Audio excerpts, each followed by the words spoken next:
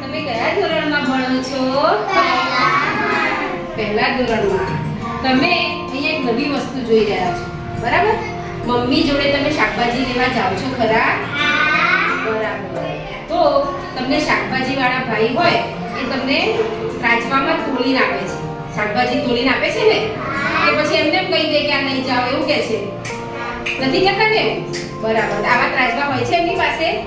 હા, એને ત્રાજવું કહેવાય. બરાબર. તો આજે આપણે કઈ વસ્તુનો કેટલો ભાર છે એ આજે આપણે શીખવાનું છે.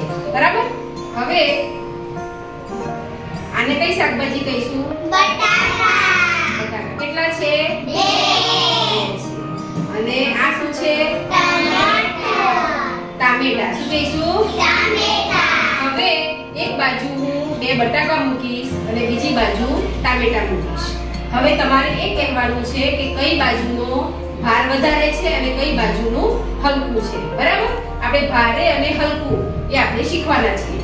તો અહીંયા મેં 2 બટાકા મૂક્યા અને અહીંયા 2 ટામેટા મૂક્યા. કઈ બાજુનો ભાર વધારે લાગે છે?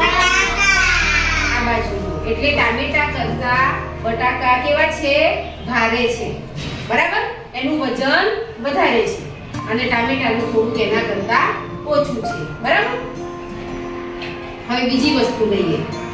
આને શું કહેવાય? ડુંગળી કહેવાય. બરાબર? હવે આ ડુંગળીને હું અહીંયા મૂકું છું અને બટાકાને આ બાજુ મૂકું છું. કઈ બાજુનો ભાર વધારે લાગે છે?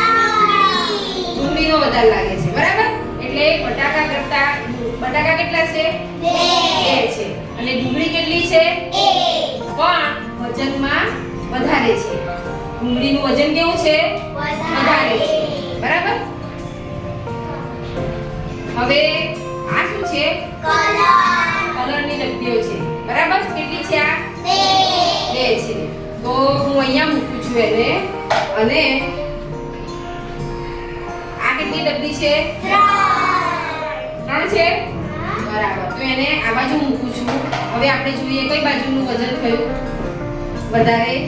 કેમ ભાઈ આ બાજુનું વજન વધારે લાગે? હા, અહીંયા 2 છે અને આ બાજુ કેટલી છે? 3 છે. એટલે આ બાજુનું ભાર વધારે છે. બરાબર? તમને ખ્યાલ આવી ગયો ને કઈ વસ્તુ હલકી અને કઈ ભારે? તો આની મદદથી આપણે શીખી શકીએ છીએ.